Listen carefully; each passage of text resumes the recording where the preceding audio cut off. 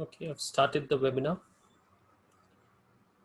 and they're recording. I'll pause. Hi, Nalini. How are you?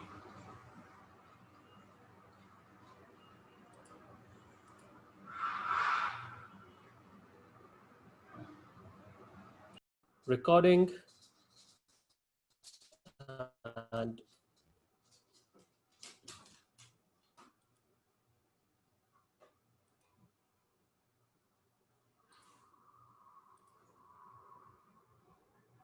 just give me a second. I got a power cut. It will be back in a second. Uh, Apologies for that. What a good start.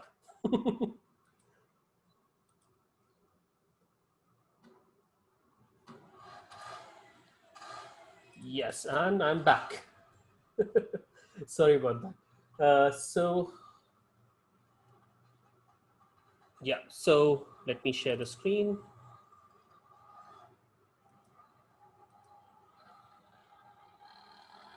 Oh, wrong screen. It's not a good start. Okay, let me stop sharing. 1 second.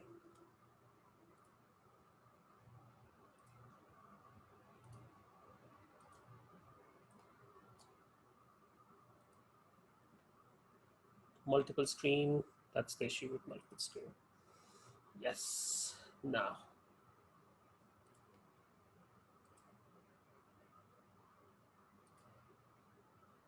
Yes. So let me start sharing.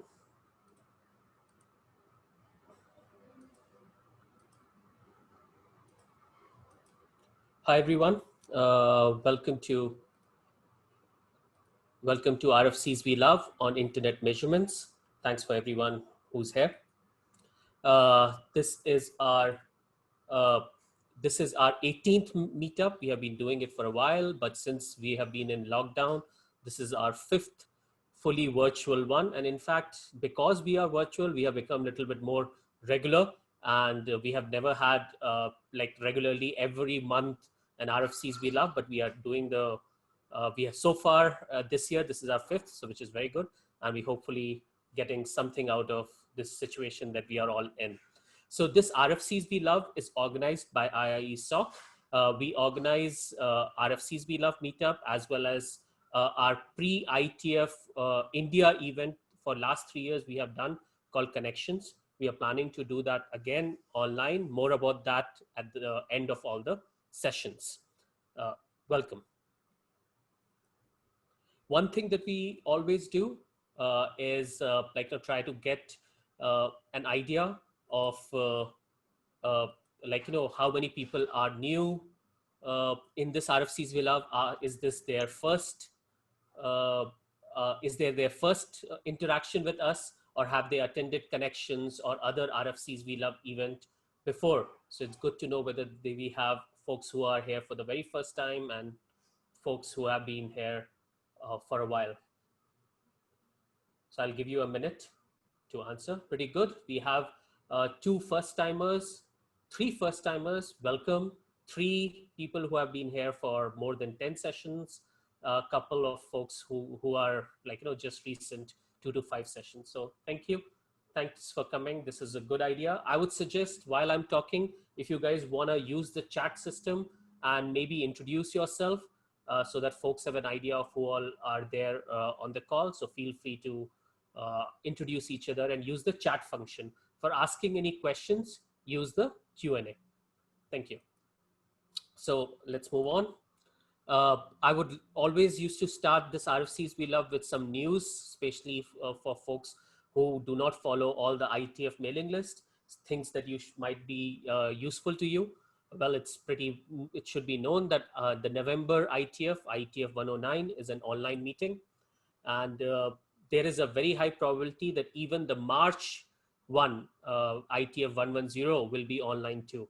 Usually they make the decision of turning a meeting online little later, but in this case, because of the Prague venue contract, they are making this cancellation a little early. So this is still under discussion, but from what it looks like 99% uh, it's going to be uh, it's going to be online.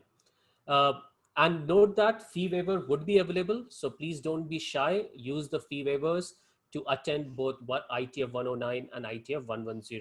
So there was a lot of discussion about how to make this much more open, make sure that people understand that the fee waiver is available to everyone, and everyone who wants to attend should be able to attend the meeting online.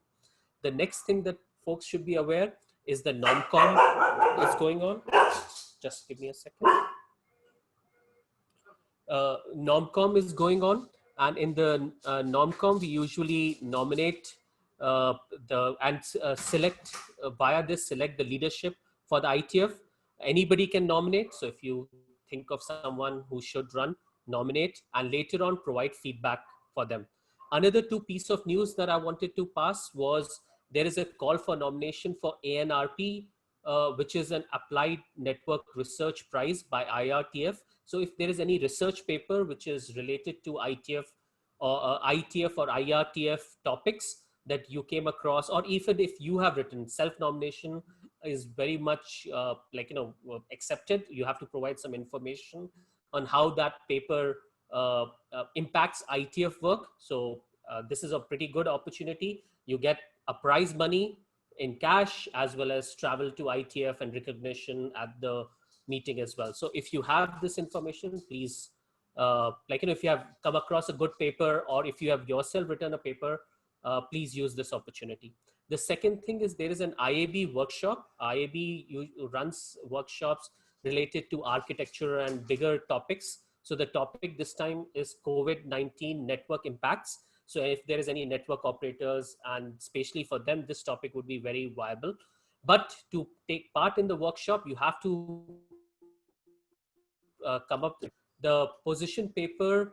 Could be in form of internet draft. It could be just a paper, and based on the paper submission, you would be invited into the workshop. So use this opportunity. If anybody has any question, feel free to ask the question, and reach out to me or Nalini or anybody, Shweta, who are all very active in ITF and can answer your questions. Okay. Always one request to stay connected. We have a mailing list, we have a direct email, we are also on social media as well as WhatsApp. What I'll do is later on, I'll post the same thing in the chat window so that if anybody is not on any of this, please join. So join our WhatsApp group, especially where we pass on quick information, and it's a good place for us to know about what's happening in India, other events, etc. So let's get on with our main topic. This is RFCs we love, focused on internet measurements. We have two very good topics. The first topic is about internet measurement using RIPE Atlas probes by Swapnil Patnekar. And later we will talk about the measurement related work at ITF, where Shweta will cover IPPM, MapRG, all the other working groups distributed across ITF, where internet measurement related topics are discussed. So this will give you a very good overview of the work that has been carried out in ITF. So the first topic, which is measuring the internet using RIPE Atlas, from Swapnil Patnekar from Shrestha IT Technology. He's a network engineer and researcher working in DNS and BGP space. He conducts workshops on DNS, DNSSEC, routing, etc. He is a APNIC community trainer as well as a RIPE Atlas ambassador. And in this current role, he is talking about RIPE Atlas and trying to increase the number of RIPE Atlas probes in India. So let's welcome Swapnil, and off to you, Swapnil. I'll stop sharing. Thanks, Dhruv. Let me share my screen.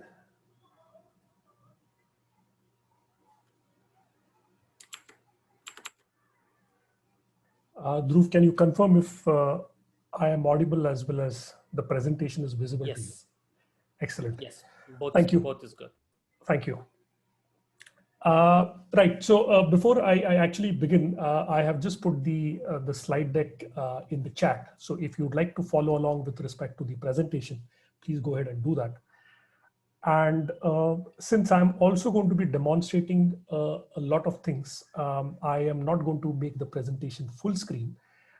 because that will involve a lot of context switching. So what I will do is I will keep the presentation as it is and maybe demonstrate using the terminal or using the web browser. All right, so if people are wondering what's the background or the virtual background that I have, that's the submarine cable map.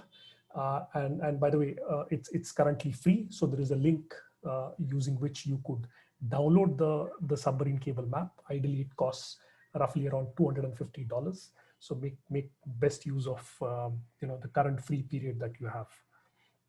So the agenda is, so I'm going to talk about the RIPE Atlas project. I'm also going to talk about why the RIPE Atlas project makes sense, and as well as who does it apply to, primarily network operators, as well as anyone doing any kind of research with regards to internet, more specifically in the Indian context, or even from a broader perspective.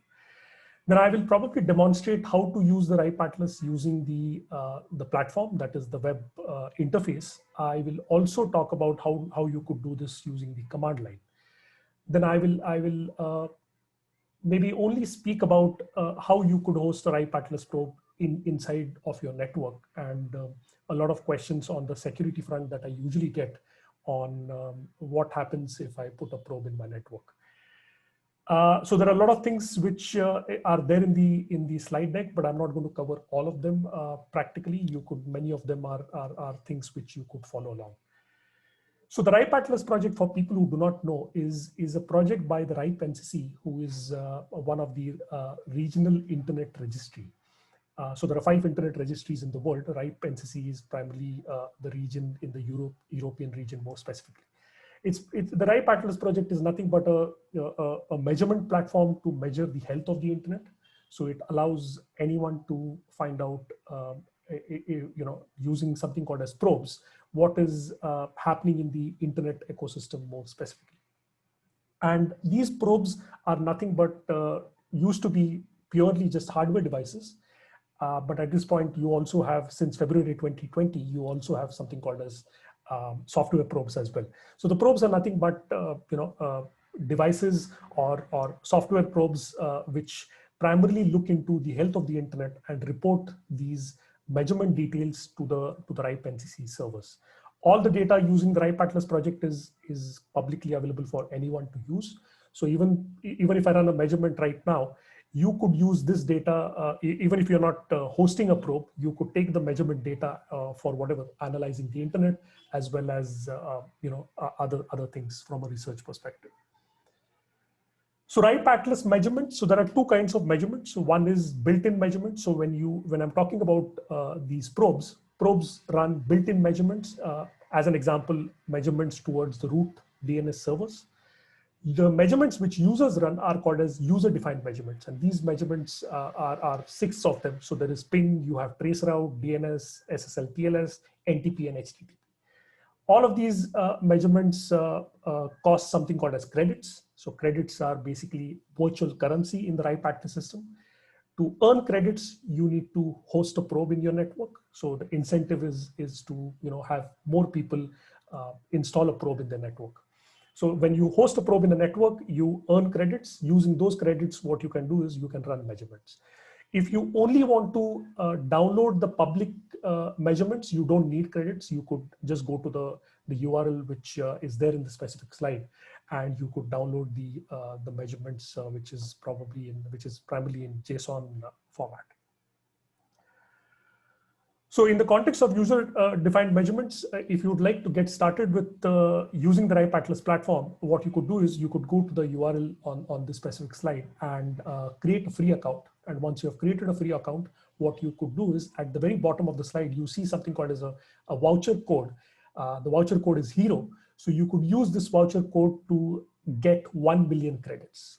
Hey, you are a millionaire in the RIPE Atlas system. But as I said, the credits have no meaning from a financial perspective. It is just limited to the RIPE Atlas system. And every minute that you have a probe running. So say, for example, at the end of this presentation, by the end of this presentation, assuming that I have been able to convince you to host a probe in your network, and you do so, then for every minute that you have a probe active in your network, you will earn 15 credits. So here is the current state of the RIPE Atlas probes in the entire world. So in the entire world, we currently have 11,300 probes. So this is a statistic as of yesterday. So maybe there might be a few changes in here. And you can also see the total number of disconnected as well as number of abundant probes. From an Indian context, this is what it is. Even in this case, what you are seeing, the statistic is primarily from yesterday evening. We have 108 probes right now. Just before starting this presentation, I just checked, and we have 108 probes connected, and that's certainly not enough because it's the law of small sample size. So any kind of research that you want to do, anyone wants to do, one needs a large sample size. You need more number of probes to primarily get a measurement of a larger scale. Having just small number of probes or limited number of probes does not give you a quantitative answer to whatever you are trying to look at. And there were a lot of probes which have been abundant, a lot of probes which have not been connected. So the goal is primarily to make sure that if you host a probe, please make sure that you connect it. If you have a hardware probe and you have not connected it, please go to the RIPE Atlas project and see if it is connected or not. And if it is not, then you could troubleshoot using the instructions available there, or you could reach out to me. So before I go to the RIPE Atlas tools, what I will do is I will probably demonstrate using the RIPE Atlas system to create a measurement. So in this case, I am at atlas.ripe.net, and that's the primary web UI or dashboard which allows us to run measurements through the UI. So let me go ahead and create a measurement. So let's say, for example, I want to run a trace route to, let's say, as an example,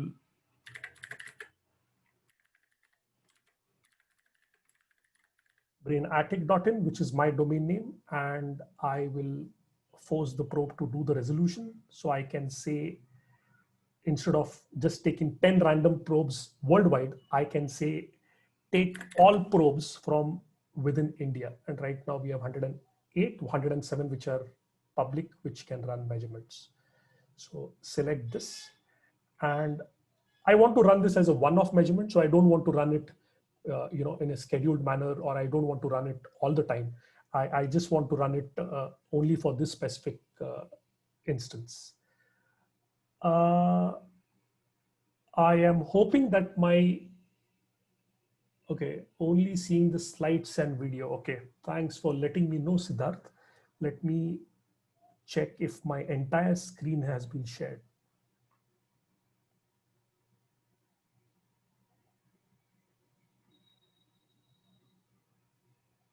How about now? Are you able to see the browser? Can somebody confirm if you can see the browser? Yeah, the browser is visible. The browser is visible. Okay, great. So in this case, moving forward, I just want to run this measurement for only this specific instance and not run it periodically.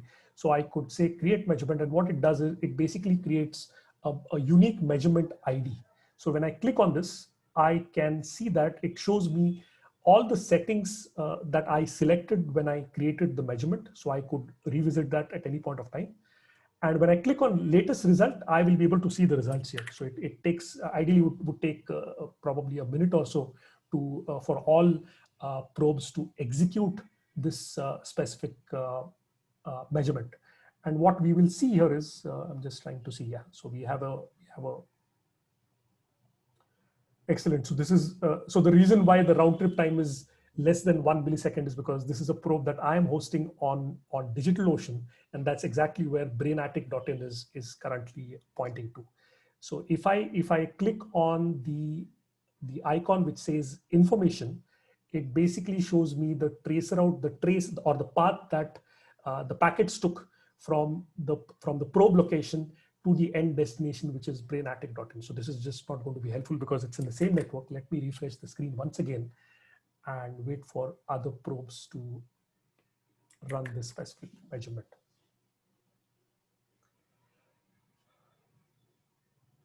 I hope the RIPE NCC folks are not running any kind of, yes, excellent. So there we have it. So as you can see, it shows a lot of information. One is the probe ID. The first column is the probe ID. So each probe that is registered in the RIPE Atlas system gets a unique probe ID. What you see here is the autonomous system number. So in this case, this probe number 305 is installed inside the ASN, that is Airtel broadband, because they have another ASN A9498 as well. So, and the next thing is what time this measurement ran. The RTT is round trip time, similar to what you see in a trace route. The number of hops it took, whether the trace route was successful or not. And once you click on the eye, that is the information icon, it shows you the trace route from that specific probe to BrainAttic.in. And you could, I mean, it will also show much more information. It's currently loading, but it will also show a lot of other information like router host names or router names for that matter, as well as ASNs along the path. And this is extremely useful because if you now look at it from a broader perspective, running measurements from just my network towards a particular destination doesn't yield much results.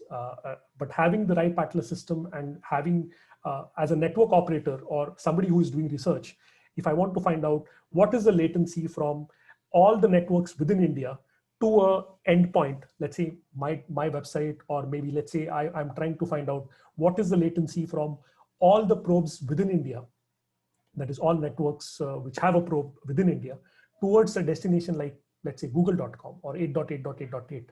Or even today, there was an outage with respect to Instagram. So, you know, if somebody was had a scheduled measurement running at that point of time, they would have seen that there is certainly some issue with regards to the service. Of course, there could be multiple issues here. One is network related routing issues, DNS issues.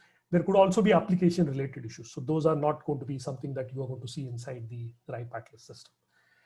So I think this, if you go to the downloads option menu, you also have the option to download the entire measurement in JSON, and you could pass it, you could do a lot of things. So this URL right now, what I have, let me put this in the chat. You could access this because all these measurements are public measurements. So you could access these measurements at your end. So even though you might not be logged into the RIPE Atlas system, or you may not have an account, despite that, you could access this URL. You could see exactly what I'm seeing, all the options, what I have here.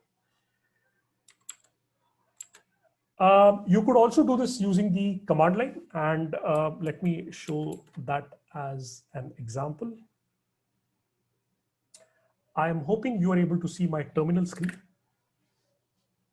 If not, please let me know in the chat.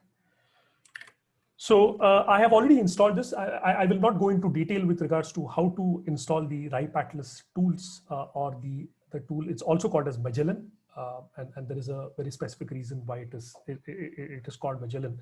It's named after Ferdinand Magellan, who went around the globe and took 3 years. So round trip time of 3 years. If I want to say, for example, use a RIPE Atlas tool, what I could do is I can, if I want to list the number of connected probes at this point of time, I could use the RIPE Atlas tool and find out the number of probes where the status is 1 and limit it to 200. So I know it at this point of time that the number of probes are probably less than 200. You could also change, the country code. You could change the status. You could find out how many probes are not connected. So this gives you a brief understanding of the command line tool that is ripe.atlas.tools. So it's basically a Python module. So any operating system which has Python installed on it, you could install it. Primarily suggest that you use Python 3 because Python 2.x is deprecated. There is a link for how to use the tool or install the tool, which you could explore. Windows support is experimental. So in the case of Windows, if you're using something like Windows 10, I would recommend probably you explore Windows Subsystem for Linux, or use Linux in a VM or Docker, which can solve this problem. The instructions for installing are very simple. Install the module using pip and create a configuration file using -atlas configure -init. Basically creates a configuration file called as RC. And then you need to do something called as creating a API key, and you could create that. Let me quickly show you how to do that.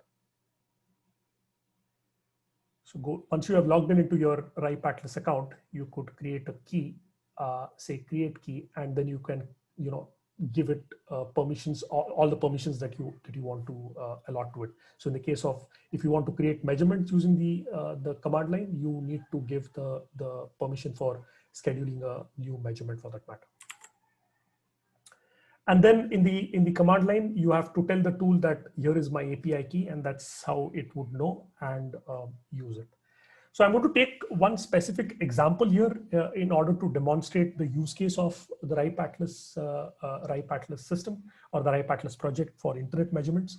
So sometime back in, I think in April or May, somebody posted on one of the forums with regards to VO Wi-Fi on AS55836, which is Geo, was not working. And if you look at the specific slide, it's a small little, I have not put the entire content, but probably a small snippet of what the user was mentioning, that if the user is using DNS resolvers which are 1.1.1.1 or 1.0.0.1, then VO Wi-Fi for that user, that is voice over Wi-Fi, does not work. But if the user switches the DNS resolvers to 8.8.8.8 or 8.8.4.4, then VO Wi-Fi for him worked. And it was a bit of an interesting case to understand or to look at, because I was probably interested in understanding whether the authoritative name servers of vowifi.geo.com are responding differently to which resolver is asking the question. And if and whether the authoritative name servers of vowifi.geo.com are probably, have assumed based on the geo IP information that 1.1.1.1 and 1.0.0.1 or the resolver farm IP addresses of Cloudflare do not belong to India, and that's the reason why they are responding with a different response, which results in vowifi.geo.com does not work.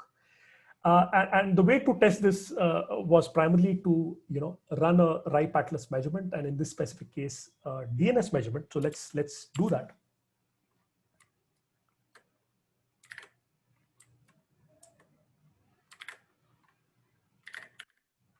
So in this case, what we are saying is we want to run a RIPE Atlas measurement, which is DNS. Query type is A, that is DNS, the A record of vowifi.geo.com.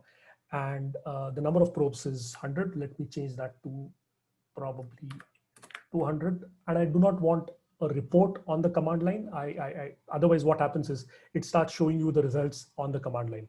I want it to give me a URL so that I could access the URL to access the reports, like we did when we ran the trace route measurement, and limiting it to from country India. Okay.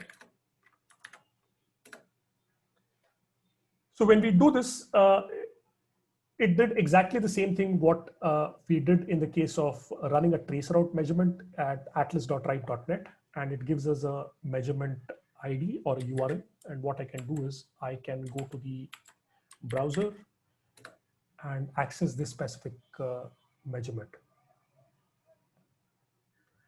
And there we have it. So so number of probes have already responded, or they have resolved that specific query target, which is vowifi.geo.com. But here is a problem. So the problem here is it's not showing us what did it resolve to. It is only showing us that probe ID 305, which is in ASN 24560, took the response time for resolving vowifi.geo.com was 84 milliseconds. But it is not telling me what exactly did it resolve to. And the reason why it doesn't do this, or this is not possible in the UI, is is primarily because the DNS response or the payload is primarily encoded. So you need to decode the payload, and the way you can do that is primarily by using a simple, any language would do. There are a lot of wrappers with respect to any other languages, but in this case, what I have done is I have written a tiny little Python script which takes the measurement, which is the JSON file. So download the DNS measurement and then parse it using other tools like RIPE Atlas Sagan as well as RIPE Atlas Costio, and Team Camru's Python module to map the IP to ASN or ASN to to get the ASN name more specifically. So instead of downloading the existing one, what I'm going to do is I'm going to run the measurement using a prior measurement that I ran sometime back. So let me run this. Probably not here.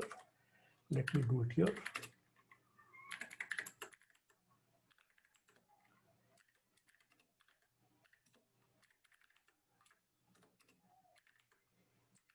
So what I'm trying to figure out is I'm trying to decode the value of the DNS packet, that is a DNS payload, which is inside something called as a parameter called as ABUF. So when I run this specific measurement, okay.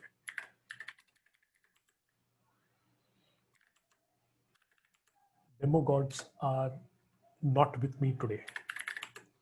Let me give this one more shot, and I think it works. So what we are doing is what the Python script DNS measurement.py has kind of is decoding the payload which is inside the JSON object. In fact, I need to backtrack and probably show you the JSON file so that you get an idea about it. So what this is doing is this is showing me according to my requirements. I've written the Python script. This is the ASN number. This is the ASN. What IP addresses does vowifi.geo.com resolve to from this specific network? And what is the resolver that was used? The resolver that was used in this case was 164.100.3.1. So I'm able to see that if you see the results, vowifi.geo.com are actually responding differently based on which network you are asking the question from or which resolver is asking that question. So there is certainly some level of geo IP with regards to eDNS client subnet that is being used at the authoritative name servers of vowifi.geo.com. Now, whether it's because of this that vowifi is for the user, as mentioned in the previous slide, that it's not working for the user is difficult to say, but at least we get an idea that it's responding differently. And here is another indication which primarily aligns with the answer, and maybe I'll go to the browser.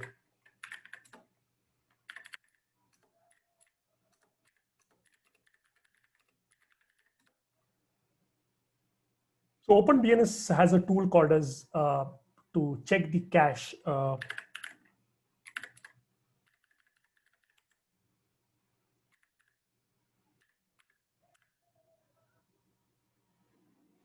So what does or what was vowifi.geo.com resolving resolving to from the cache that they run from different locations? So if you are able to see the response here, it is responding to, all of them are responding to 49.45.63.1 and 49.45.63.2. However, if you see the location in India, it responds to 49.44.59.36 and 49.44.59.38. Now, if I go back to my measurement, you see that there are conflicting responses depending on which resolver is being used. So at the start, if I look at it, I think there are some instances where it is responding to 63.1 and 63.2. So moving along, so I hope this example has given you an idea with regards to how the RIPE Atlas measurements can be used to troubleshoot a lot of things. So I'm going to move along because this is something that you can also look at following along with regards to the slides that I've shared earlier. So the RIPE Atlas architecture is pretty simple. It allows you to, it basically, the architecture at the RIPE NCC has basically something called as registration servers and controllers. So the probes basically talk to the controllers. And whenever you run a measurement using the CLI tool or using the UI, the brain of the architecture basically sends these measurements to the controllers, and the controllers basically run the measurement. So how do the probes communicate with the RIPE NCC servers? They use SSH on port 443. And so only thing that you ideally need with regards to making sure that the RIPE Atlas probe in your network is functioning correctly is to make sure that SSH outbound towards the RIPE NCC servers on port 443 is open, along with a couple of other things which I will share.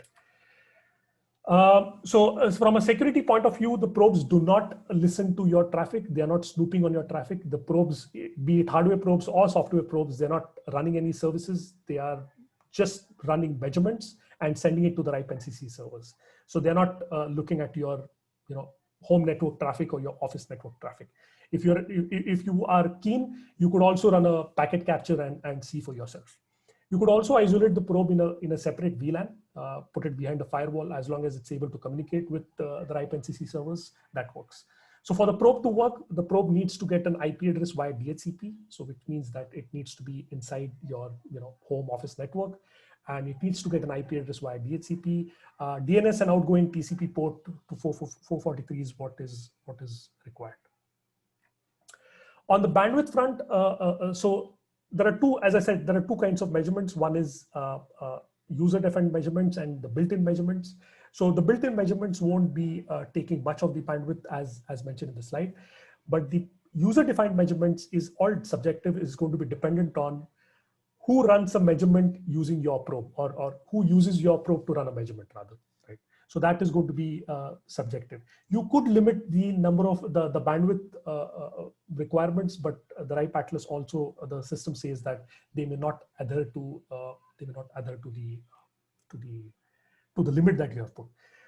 For the software probe, what you have is you have binary packages for CentOS 7 and CentOS 8. So if you would like to install a probe on CentOS 7 and 8, you have the binaries available. I recommend that you use the binaries. For Ubuntu as well, or Debian or Raspberry Pi OS, which was previously called as Raspbian, you need to install it from source. So remember that if you install this from source and there is a new version of it, please make sure that you also update, again, compile and install it from source to update it. You have Docker images as well. There are a couple of Docker images. Please make sure that, please note that the Docker images are not by RIPE NCC, they are by volunteers. And especially the second one, which is mentioned on the slide, hasn't been maintained for a very long time. I would recommend that you probably use James Docker image to run using Docker. Instructions for how to do this are there in the slide, which I'm not going to cover about today because of short of time. So the gist is you install the package or rather compile it from source in the case of Ubuntu or Debian or Raspberry Pi OS. And once you do that, what you need to do is you need to, it basically, as I said, it communicates using SSH. So it creates a private and public key. The public key is something that you need to go to the specific URL, put the public key, put the ASN under which you are installing this probe, and say submit it, and you'll get two emails. One is for submitting the probe request, and second is after the probe communicates with the RIPE NCC servers, it will send you an email that it has successfully been created. So it will send you a link for the specific probe as well. Installations for CentOS. I'm going to skip this because it's pretty similar to CentOS 7. 8 is same except for the binaries. This is how you do this in Docker. And as I said, for registering the software probe, you need to copy the public key, the contents of the public key, and go to the URL which I mentioned in the previous slide. Put the public key, put the ASN name. To find the ASN name, you could use one of these two URLs. One is bgpstuff.net, which a friend of mine, Darren, runs. Second is bgp.he.net, which is a tool from Hurricane Electric. which will tell you your AS name and submit it in the form. So where do you install a probe? I would say anywhere and everywhere, wherever you can, as long as you have permission to do so. So you could, I run it on a few Raspberry Pi devices. I also run one on Intel NUC. If you're having an open WRT router with that specific firmware, I have been told that open WRT support is coming soon, so you could explore that. I also run it in a few of my servers, virtual private servers. So the one which I demonstrated, or when we ran the traceroute measurement, the one which you could see with respect to DigitalOcean, having a traceroute round trip time of 1 millisecond is my probe. And with that, this is my contact information. So if you have any questions with regards to the RIPE Atlas or anything with regards to this presentation, please feel free and let me know. The link for the mailing list is also available. So if you want to reach a broader audience of all the RIPE Atlas users as well as ambassadors, you could send it to the mailing list as well. And with that, I will hand over back to Dhruv. If you have any questions, would love to take them. Folks, if anybody has any questions, please use either Q&A or let me know. I will give you the speaking permission. Otherwise, very excellent presentation, Swapnil. One quick question, Swapnil. So in case we want to modify the protocol or packet, which is from the probe, right? For example, later on, I will talk about the in-band OEM stuff that we were doing at IETF, but it is not really implemented in the probes. How do we contribute, or how do we upgrade the probes to have additional tools? Is that a possibility? Yeah, so there are two questions in here. One is, as an example, when you talked about additional protocols or let's say variations with regards to, in the case of traceroute. So you could run a traceroute using ICMP, UDP, multiple options, right? So the UI supports that, but you're limited to what the RIPE Atlas UI or even the command line or the project more specifically supports. Now, in addition to the question more specifically on the additional protocols, I think the best way to do this is to start a engagement with the RIPE Atlas or the RIPE NCC community. So the mailing list link that I have shared in the slide, that would be a ideal platform to initiate that. Now, there are certain things which they might not be, I cannot comment or speak on behalf of them, but as an example, DNS over HTTPS. A lot of people wanted to see if DOE as a protocol can be supported inside of the RIPE Atlas probes or the architecture, so that we could run measurements using that. But based on the response that the RIPE NCC gave, they said that we cannot do this for a number of reasons. Maybe I'll share the link of why they did that. But you could certainly start an engagement in that way. Thank you. Preetam, go ahead and ask your question.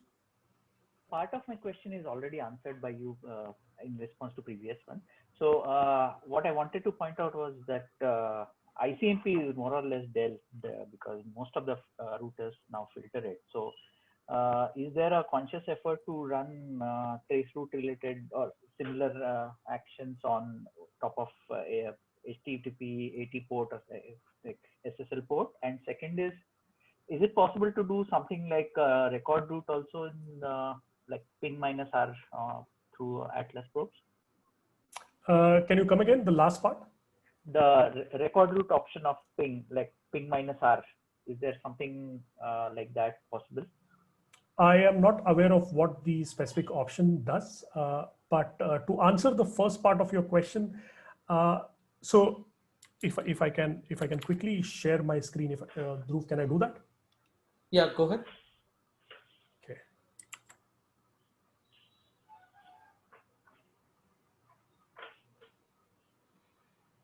It's visible? Yes. So I'm hoping that you're able to see the yes. browser. And if I go to My Atlas and click on a measurement. So when you say ping, these are all the options that you ideally see. So this is what the RIPE Atlas provides you with regards to ping.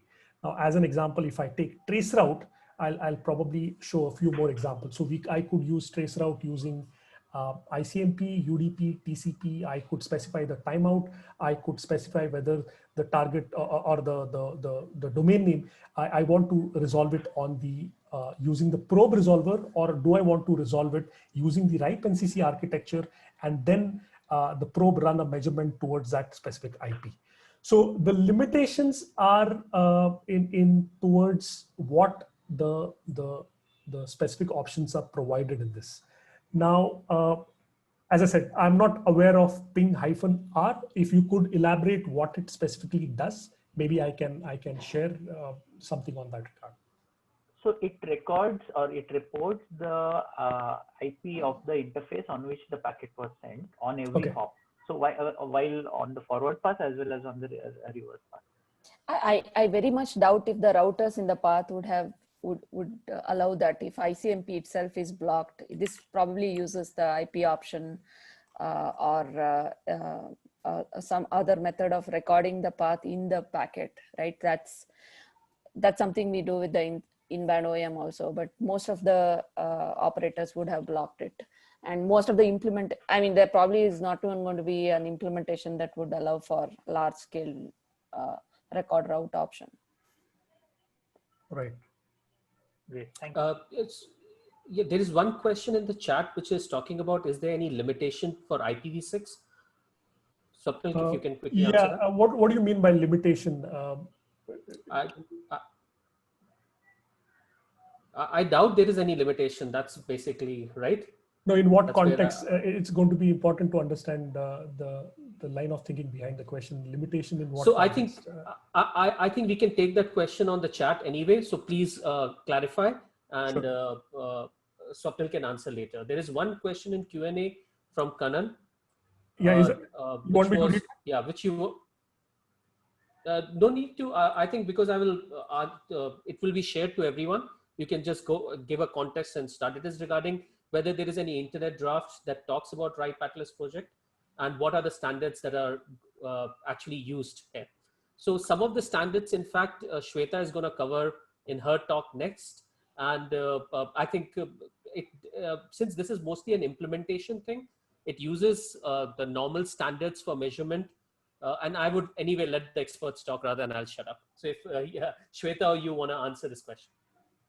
There is no draft as such, but there is no RFC. There is no draft with regards to the RIPE Atlas project. It's primarily a measurement project by the RIPE NCC. So all the documentation with regards to RIPE Atlas is something that you will find in all the URLs which I probably shared in the last slide in the references section. That would be where you could find information about this.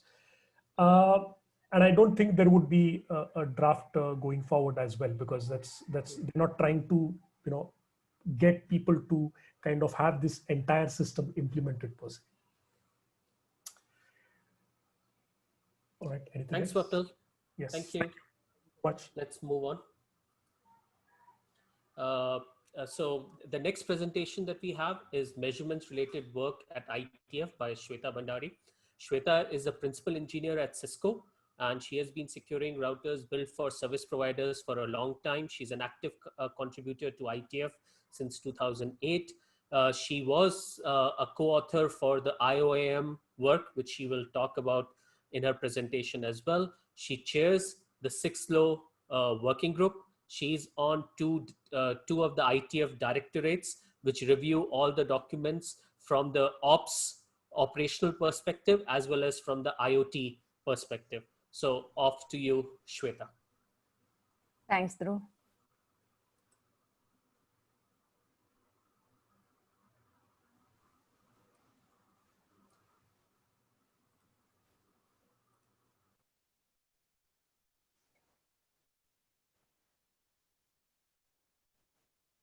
I hope you are able to see my screen. Yes, go ahead. Okay. It's going to be a joint presentation with Nalini as well, and Nalini needs no introduction. She will take over wherever required, and Dhruv suggested many changes, additional things that I had not covered. So Dhruv would also, I hope, help us through this discussion. That said, I think Swapnil covered a lot of metrics that you can measure and see across internet. So all this, the metrics and the protocols and methods to collect those metrics and analyze them is what is covered at IETF at layer 3 and above. A similar thing is also available from other SDOs like ITUT. You would have heard about Y1731 and such OAM protocols, which will help in measurements. Then also from IEEE. But in this discussion, we will cover the work groups that deal with defining the metrics, extending the protocols, and defining the methodology and frameworks to help in measurements. So I'll mostly cover the IPPM work group where I'm more active in, and I closely follow the IRTF work group, MapRG. It's super interesting. Lots of work from academics as well as from industry folks where live measurements are covered, or it's a really insightful work group where many people come and present their work from different perspectives, which we'll take a look at shortly. And most of the times when we say measurements, we really think about delay, loss, jitter, round trip time, with respect to connectivity, right? But what I would also like to touch upon, which is my current area of work, both at Cisco and actively participating at the ITF, is remote attestation, which deals with measurements related to integrity of the system, right? So that's the agenda for the day. So let's jump into the IPPM work group. This has been active for a lot of time. The foundation for measurements was laid with the RFC 2330, which covers the methodology and gives a framework for building measurements on. And the RFC 2330 has been updated recently, and Nalini and Vinayak Hegde, who usually participate in this RFCs We Love sessions, are co-authors of it and probably can add more to it than what I do. But RFC 2330 is a very good start if you want to start looking at measurements and seeing how you can look at how you can define metrics, or how you can contribute to the methodology. Right now, the work that is active in IPPM are one in the, this is approaching, it'll probably get an RFC number very soon. It's in the ISG review, is the metric registry work. Al Martin is one of the co-authors for most of the drafts in IPPM, has been very active in IETF with respect to measurements. He's defining this, he along with a bunch of other co-authors have been defining this metric registry. And if you look at the registry, you will see a tabulation of all the metrics, their description, the units that will be used, the methodology that is typically used to collect such metrics, and so on. And there is a INR registry that is collected. This is one good one stop for looking at all the possible metrics that IPPM has defined, which is very, very exhaustive. So you can look at the references, the RFCs that define them, which typically will also give you a view of what method you can use to use if you want to, if you are interested in that metric. Then coming to the methodology, RFC 7799 is defines, categorizes the methods used for measurement into these broad categories. When we say active measurements, what Swapnil showed are examples of the ping trace routes. All these are active measurements where you are contributing or you're crafting packets and adding the packets into the network specifically for measurement, right? So the active measurements are the typical probes and tools that you are building, which inserts the type of packets you would want, which will help you do the collect the metrics that of choice, right? For example, if you want to do connectivity measurements, you would do ping, which really inserts creates and sends ICMP packets towards the destination of your choice, and based on the ICMP responses received, you can determine a number of things. You can determine whether the destination has connectivity, whether it has. You'll also collect information such as how long it took, the round trip time, and by sending a number of such ICMP active messages, you will also determine if there is how stable the connectivity is, whether there are intermittent packet losses, whether there is a change, there is a jitter in the path, and so on. IPPM also contributed, this work group contributed one-way active measurement and two-way active measurement protocols, which defines a client-server model where you run a client and a server on two different vantage points to two different measurement points in your network, and you can make use of the tools that implement OWAMP or TWAMP to gather a number of metrics. I am not sure, there was a question Kandan asked, maybe Swapnil can answer it. If OWAMP, TWAMP is implemented in the probes, I haven't really looked at the source of what gets included in the Atlas probe. Maybe Swapnil can spend a little bit of time to tell if OWAMP, TWAMP support exists on the probes. Can you make two probes? Swapnil just stepped out. So I see. Okay. I will try to find that answer and put it on the chat. Yeah, unlikely, because typically you are pushing you are giving the destination and you are asking the probes to send packets towards that destination. TWAMP would mean that you will make use of various probes in the network to do two-way active measurements across them. Unlikely that you would implement that, but yeah, I will let Swapnil clarify.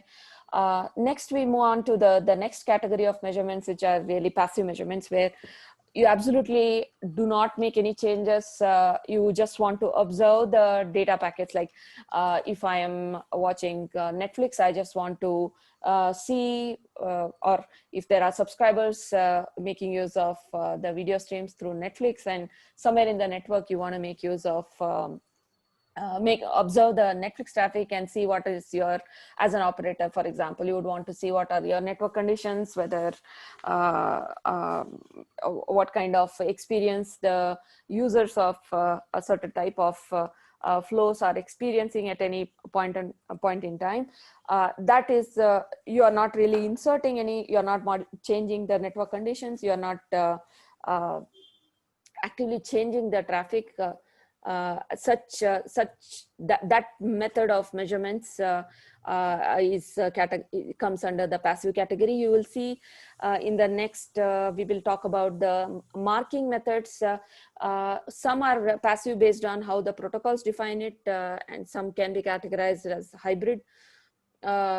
You would have also heard about NetFlow IPFix, which samples the packet somewhere in the middle of the network, and such sampled packets are collected and analyzed and used to arrive at various metrics. The next category is hybrid, where you make some modifications to the packets, but not and before you can observe and arrive at the metrics that you are using that you are expecting for the measurements. Spatial is like you collect vector of measurements. I haven't really seen too many tools using the spatial metrics. It's probably just my ignorance, but this category of measurements, there aren't too much of tools that exist that do the spatial measurements. So of late, recently the two RFCs came out from IPPM, which focus on marking-based measurements for delay and loss.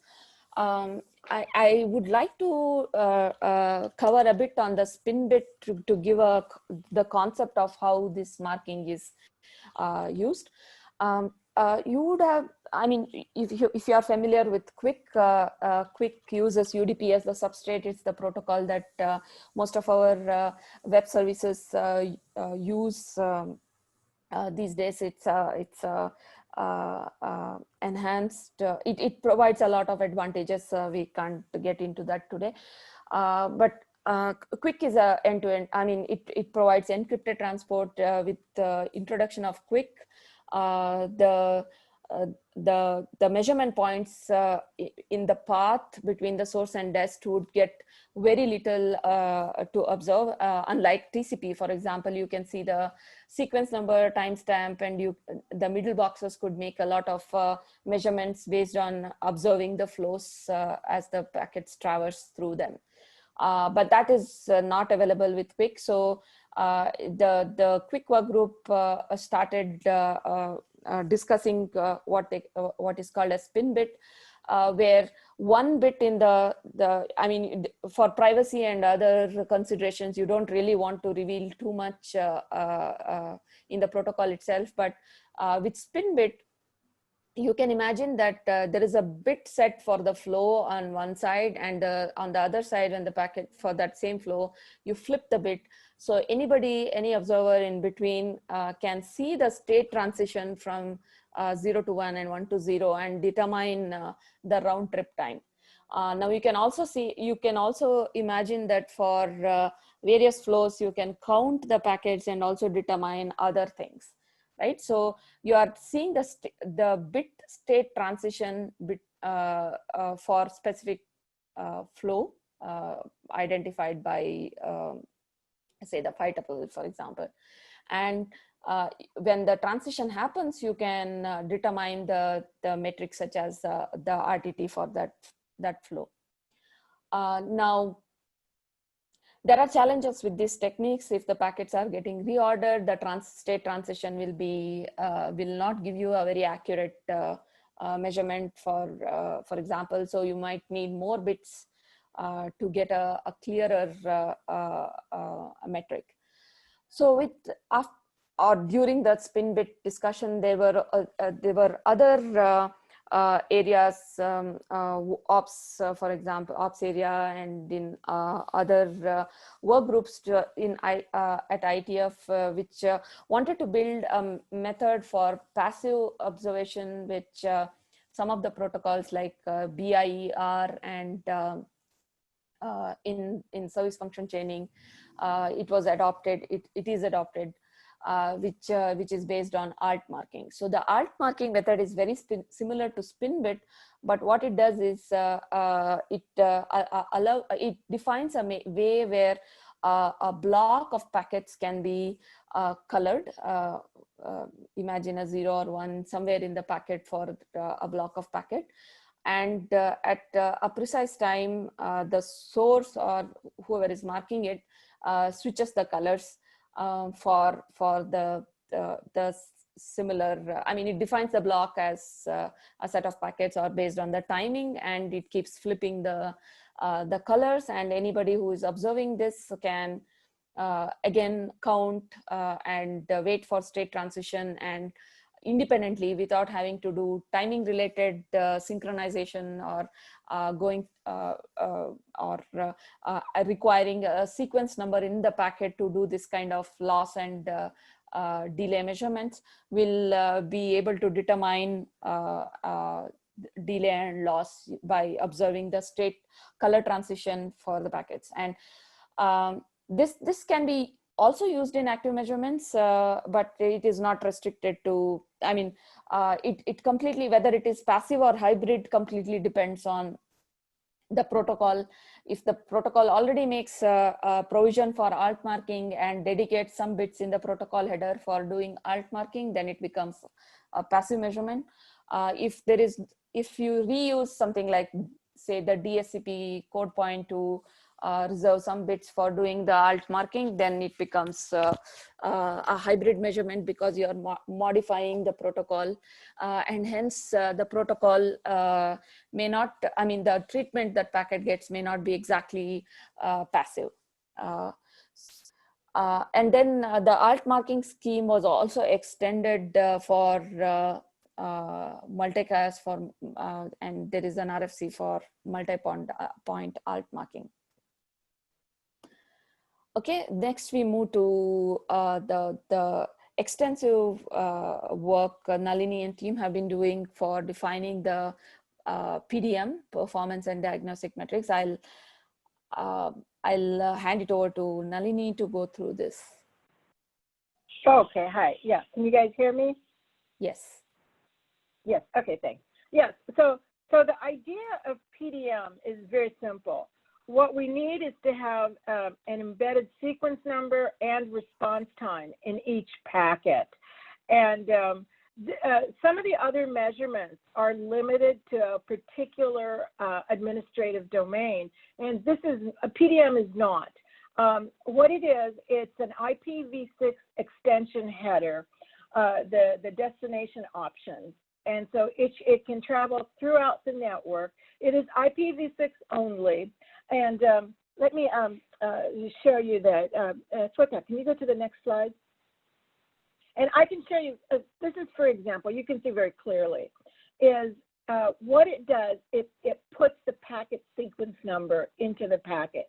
So this is from one point of view. So you can see from one source port. And so you can just see very clearly what happens. And the reason behind this is again, very simple.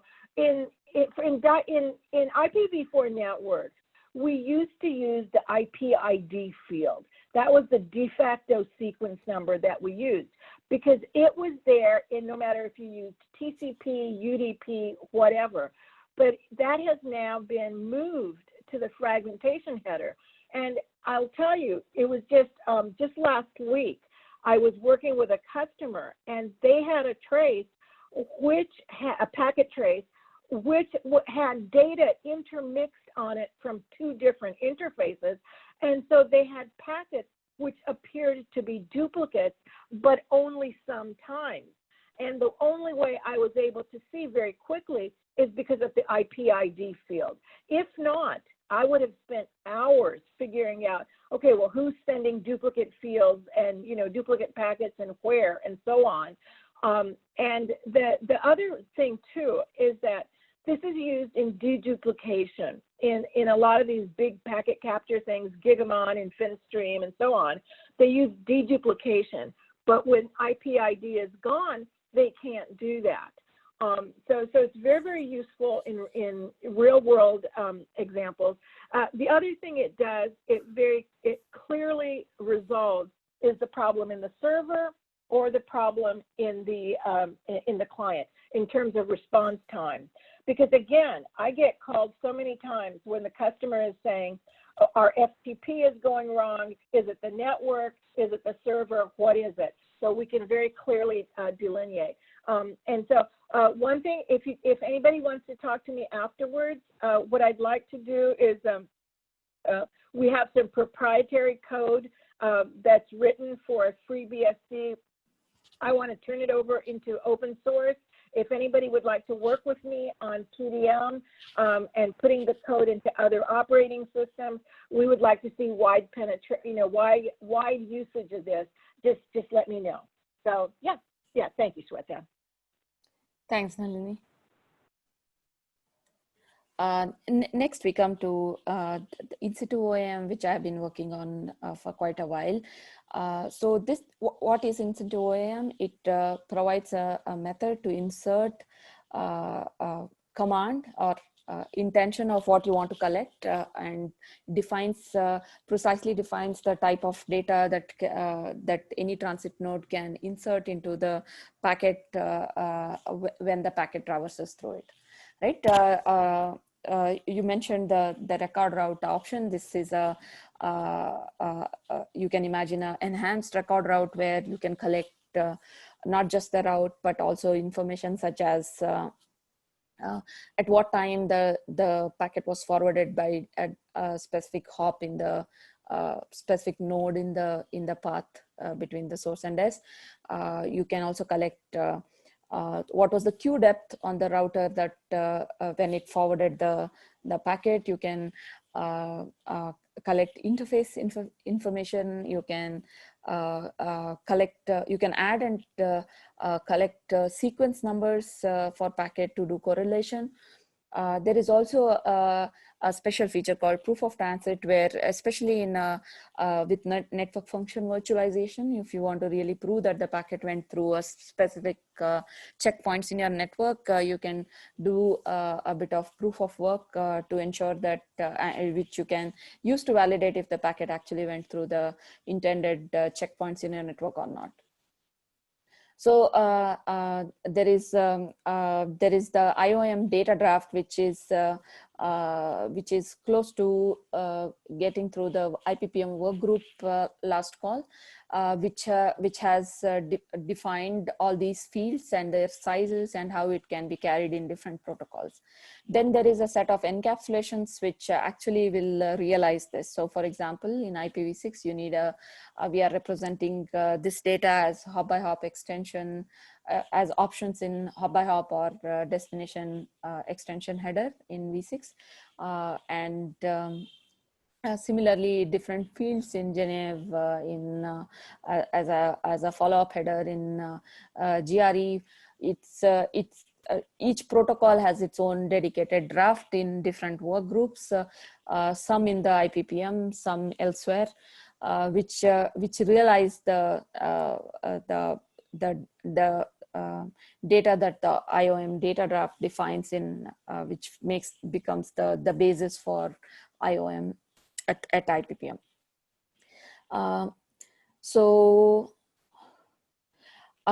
Okay, so what you can imagine IOM as a trace route plus, right? So for trace route, you need to send a number of ICMP packets, get the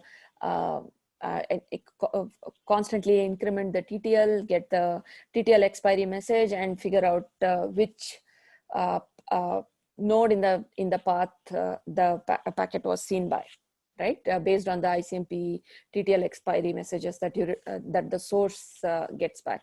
While IOM is about inserting an array in the packet and sending it out in the path which you want to measure, and the nodes in the path will be capable of which are capable of processing IOM will insert the node information at the time the packet is processed by that node. Now, on the other end, this data can be collected, repeated. If it is an active measurement, IOM can be used in an active measurement, where we built an UDP pinger where we created UDP packets with IOM data included in it in a IPv6 tool that we built. And the nodes that were capable of IOM would have inserted the data. It comes back in both reverse direction to us, and the tool that can collect the data and provide information about very detailed information about the path and the conditions experienced by the packet when this probe was sent. This kind of tool is very interesting, especially in closed domains like in the data centers. The operator would want to constantly keep and proactively detect any problems that their users may experience by collecting such data and diverting the traffic away from problematic nodes while they troubleshoot, debug, and fix the nodes and links. In service provider kind of domain, you would want to do this where when the packet, for example, if you are interested in figuring out the conditions that a specific kind of video application is facing, you would insert this IOM data when for selected flow when the packet enters the domain, and remove this IOM data by means of NCAP, DCAP when the packets leave the domain. And that's how, and then you can do all sorts of measurements, correlation analytics with, which can be used for troubleshooting or for better network planning. Now, the challenge here is the router implementations implement forwarding in ASICs, and ASICs have limitations. There are mix of ASICs. There are the older ASICs which can only see so much into the packet, typically 128 bytes into the packet. And if you insert a large array of data which transit nodes have to populate, you move your L4 ahead into the packet. And L4 is very much used by for ECMP, for example. And by inserting IOM, you are actually changing the way the packets would have been processed in absence of the IOM. And this is completely dependent on the mix of hardware devices and forwarding ASICs that are present in your network. So a bunch of people suggested, and we have another enhancement or feature of IOM that is being discussed and in draft state at IPPM, which is called as the direct export, where you don't, every node doesn't insert the packet, the data in the packet, but the packet only has very limited amount of data which conveys the intent, meaning it says that for this packet, I want to collect the timestamp at which the packet was seen by every transit node. And the transit node will do a direct export of that information to a pre-configured collector. That's direct export. But you can also imagine other things that you may want to collect and correlate using this method. All the data that is defined for IOM can be also used for direct export. IOM will, the framework provides what kind of options, what kind of node data elements can be collected, and the same will be applicable for the direct export. This is under works at IPPM. We appreciate if you review the draft, provide your feedback while it gets more concrete. Shweta, before you move on, there is one question from Preetham, who was asking, how is the issue of time synchronization handled with timestamps from different devices in your system? Say that is always a problem, right? So we just make use of relative timestamps. So we, if you really want to synchronize, then it has to be your domain has to be using NTP or PTP based on the precision level you want. And based on that, you can either carry a 4-byte or a 8-byte timestamp in IOM. We call it the short and long format. And you can use that for if the time synchronization itself is outside of IOM, right? And if it is, if your domain where you're doing this measurement is already synchronized, you make use of the timestamp. Otherwise, typically for analysis or correlation, you use the relative time, just like in marking case where the transition is what is interesting, right? So from the time the observer, it could be any transit node that is doing this correlation, or the analyzer which is collecting the IOM data, it is only relevant to it. So it can figure out the relative time. So that is, IOM itself is not doing anything specific to do time synchronization. Thank you. This is Dhruv's contribution. Dhruv suggested doing this. I had completely left this out. There are, and this is telemetry is a major area, right? So this is mostly for the operators of the network who want to carry out measurements on the devices that make up the network.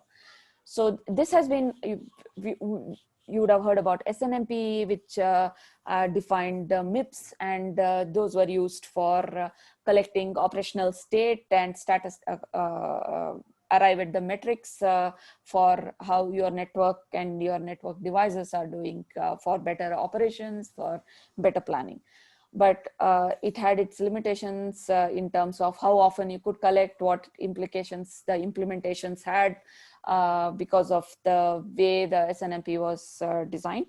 Then there were, most of the operators have their own CLI based tools that will be used for collecting the operational state of the device. And there were challenges for operators to make use of these tools because they were non-standard. They would change often without, and they across vendors, the tools the operators would build will have to be constantly changed, and you'll have to have a lot of conditional checks for which vendor, and hence I can make use of this way to collect telemetry from the network devices.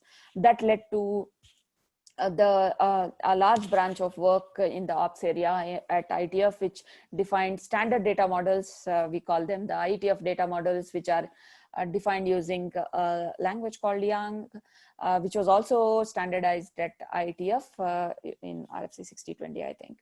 And for every aspect of operational and configuration data, there is a Yang model defined at in the ops area, which, and the transport protocol for collecting, for pulling the data or getting notified on change in the operational state is done using Netcon. But while that is the case at IETF, there is also Open Config group led by large web operators like Google and Facebook. They defined Open Config and Open Config data models because of various reasons, like the RFCs changes. I mean, the suggestions for data model changes would take a lot of discussion and time to get an RFC number, and interoperability was becoming a challenge. So they started an Open Config, their own Open Config based models, which are protobuf driven instead of Yang, and defined a telemetry protocol, which is quite widely in use and implemented in most of the vendor devices. It's called the gRPC, which is an HTTPS based transport, and the data itself is carried as protobufs. So there is a lot of work going on in IETF for doing measurements by collecting telemetry streams from the devices. The alt marking technique that we used are some of the things that got consumed as part of MPLS enhancement for OAM. So MPLS measurements make use of the alt marking methods that are defined in IPPM, and of course it has other things that I'm not fully aware of. Dhruv, unless you want to talk about it, there are the LMAP work group is concluded, but it defined use cases and methods for doing large scale measurements, especially relevant to our home routers and for broadband related metrics. Benchmarking methodology is again, it's an active work group. I think Al has been a big contributor in, Al Martin has been contributing to frameworks and methods related to internet measurements in BMWG. Dhruv, you want to add anything here? No, I think you covered it. Thank you. Okay. I wanted to add, just for the sake of complete, like since we are calling it's all the measurement work related to IETF, so I wanted to, for the sake of complicity, I wanted to add it. Thank you. And thank you for that. I had missed out on this because I don't follow. I haven't been very following MPLS related work especially. Okay, next area is the MapRG stuff, which is a IRTF work group where it provides a forum for researchers, for industry folks who observe, find interesting measurements. I have tried to go through the work that has been presented at MapRG in the last few years and try to bucketize them. There are MapRG typically meets at every IETF meeting, and they collect very interesting presentations for work that is happening across industry and academia. These are the broad buckets I can categorize the work that gets presented. One area is deployment and adoption. You can see a lot of data from different geographies following different methods that are presented at MapRG. You can see the previous proceedings. There are slides and videos that are available. Quick was like really interesting when Quick, so Quick is your transport protocol, which kind of uses UDP but has a lot of interesting properties. Typically your browser will start trying to contact a server when you try to browse any service using Quick, and then falls back to the traditional method if Quick isn't available. So they wanted to see, there are a lot of measurements that showed what services are available over Quick, what browsers support Quick. Then similar work was done for TLS 1.3. IPv6, there is a whole lot of work that is published that shows in what regions of the world IPv6 is available, what is the conditions of the IPv6 compared to v4, how it some of the studies are done by Apple and Android and the server the people who run the services, right? So they obviously have a lot of visibility into the traffic that they see, and they publish the results. For example, IPv6, there was a very nice study that was published by Apple, which shows availability of V6 over Wi-Fi with over cellular, and its performance over Wi-Fi versus cellular, and how TCP performs over V6 in different conditions. So that's the bucket about how various protocols perform, and there are different studies that are done. Even for DNS and in newer protocols like DOH, when it becomes available, people do active, passive measurements and publish the results here. So it's a very interesting group to follow. Similarly, privacy and security related measurements, like what are the middle boxes doing to your traffic? Are they modifying? If you set DSCP bit, do they drop the packets? Do they keep the packets? Do they, what kind of NAT happens in your operator's network? And what are its implications on privacy? Those are another set of measurements that are presented here. If you really want to follow, there are RIPE, of course, the Swapnil presented in a lot of detail. There are tools and labs that dedicatedly do this. There was a MAMI project, and people from MAMI project, the work they did, they built a lot of tools, and they did collected measurements and provided their analysis and results in this GitHub. Now it is concluded, but PathSpider is one of the work that is available. There are many other interesting things. There is a middle box simulator that is available from this project, and then there is, of course, a measurement lab, MLab related projects that happen, which we can follow. You make use of do our study, we can go back and publish it to MapRG.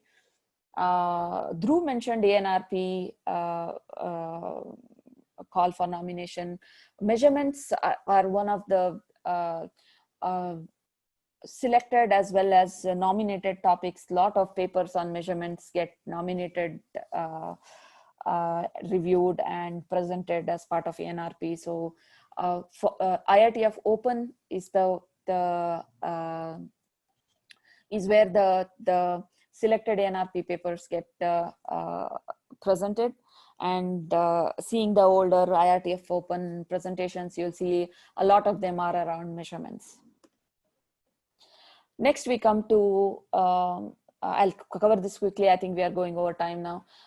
So integrity related measurements. So far we saw measurements that were to do with operations, with troubleshooting and planning of the network and endpoints and stacks in them. Integrity related measurements are about how we can trust the software and the hardware that is building the critical infrastructure in your network. So especially nowadays with a lot of I mean, the critical infrastructure, the routers are prime targets for various types of attacks. It is very critical for both operator and the vendors to have an ability to prove that the routers are and the switches are running the right software, the intended software. They have not been tampered with. The hardware has not been tampered with. No backdoors exist because somebody changed the NPU and that NPU was sending a copy of the packet out to some nation state for surveillance or for whatever other reasons. That kind of proof to provide trustworthiness of the network devices is quite important. Has been asked for from the vendors to be implemented. There are solutions being built to collect this data and prove the trustworthiness, and operators quite very much use this data today. So at IETF, we are defining data models at the remote attestation service work group, where you can collect trustworthiness related measurements from the network devices, from endpoints, and also collect data such as the reference measurements published by the software and hardware vendor, and then do, sorry.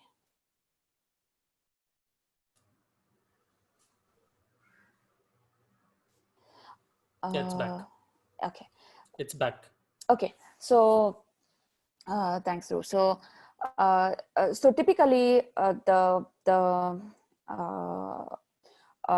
when a system boots, there are boot integrity measurements collected. There is typically on a system, there is something called as a TPM, which is defined by a different STO called as the Trusted Compute Group, TCG. And most of the devices today have a TPM or an equivalent chip, which has a separate context from your standard CPU.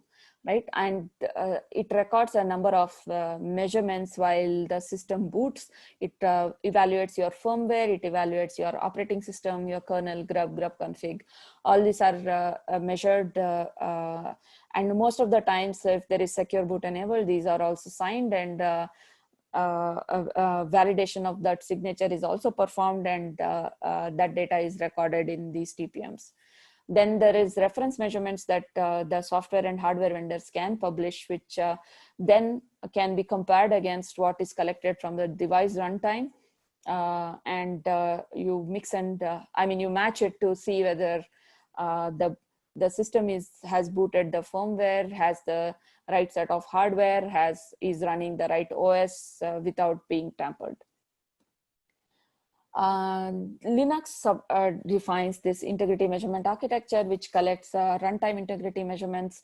You might have booted the right OS, but after boot, the applications that you run, the libraries that get loaded in the system, the binaries that get executed, whether they have been tampered or whether they are the ones that you intended to be part of that system, is collected as part of the Linux IMA measurements. And integrity measurement using the IMA architecture, and this is something that the RATS work group is defining the Yang model, which can collect and report on these measurements for any entity, which can then provide insights on the trustworthiness of the network devices and in general about the network itself. So in conclusion, we saw different types of methods, metrics, and protocols and tools that can be used to collect measurements from in different contexts within an operator's domain across the internet that we saw from Swapnil's probe related measurements. You can answer various questions about the current conditions of the network, the conditions that your packet or a specific source or dest experience through the network.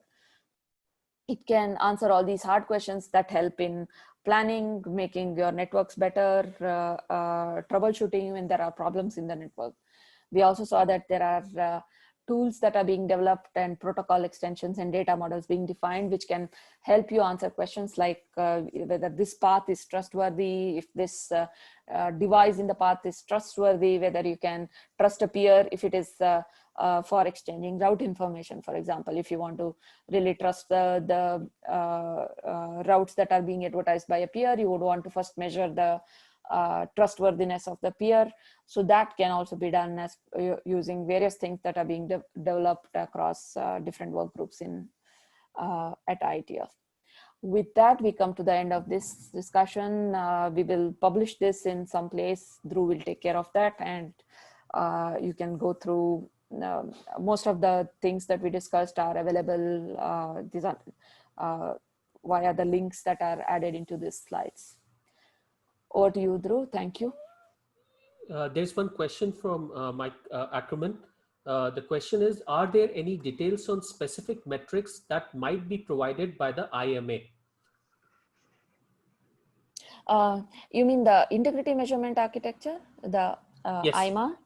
IMA gives on a per binary basis, which a binary or a file that gets loaded by the kernel into the memory before it is executed. It collects the SHA-256 or SHA-1 digest of that file, and it records.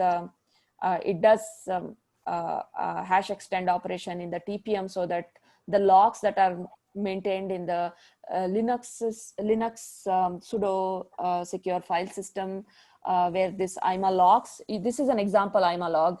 It is saying that /bin/sh, which is the shell, which is a binary. It has this hash when it was loaded by the kernel, and this gets recorded into syskernel. It's recorded in the kernel and made available via sudo via this syskernel FS. This is populated in the data model that we define.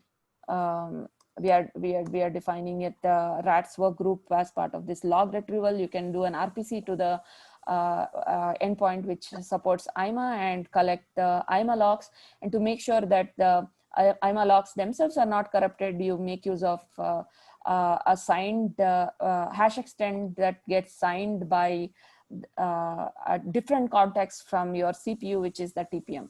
So essentially you collect binary and file related integrity measurements with this. Mike, was that what you were looking for? I think so. Can you hear me, by the way? Yeah. We Yes. can hear you now. Yes. Great. First off, great presentation, fantastic information. On the IMA question, it sounds like it's more about file integrity than, say, something like network performance on Linux machine. Yes. Okay.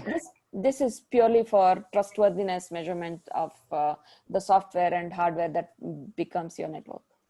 Okay, very good. Thank you very much for the great answer. Thank you. Any more questions, folks? Otherwise, thank you. Thank you, Shweta. Thanks, everybody. So just a final request. We have a survey for connections. I put the link in the chat window as well. We are asking you what kind of topics you want to listen in our pre-ITF connections event. Now, of course, we used to do this just before the November ITF, but this time we are in, it's going to be online and we do not have the same constraints of the ITF meeting. So we are also asking you what week works for you. And we are thinking of doing it for a week, but each day limit to only 2 to 2.5 hours per day and sort of oscillate between US and India friendly time zones. But do let us know what topics are, just 2 questions. It's hardly going to take any time. And that should provide us with information on what are the good set of topics. Okay, and then thank you. Stay safe. Have a good weekend. Thanks for our speakers. Thank you. There was one question. Do you have a website where we can look for upcoming webinars? Yes, on iisoc.in/RFCs we love. That's the place you will see past as well as upcoming webinars. And also join our WhatsApp group and other things. We keep updated about not just the events which are happening with iisoc, but even with INTC and RIPE Atlas and any of the events which are interest to our community, we keep updating it there. So join our WhatsApp group and we'll keep you updated. Otherwise, to answer your question, iisoc.in/RFCs we love. Thank you, everyone. Have a good weekend. Thank you. Bye-bye.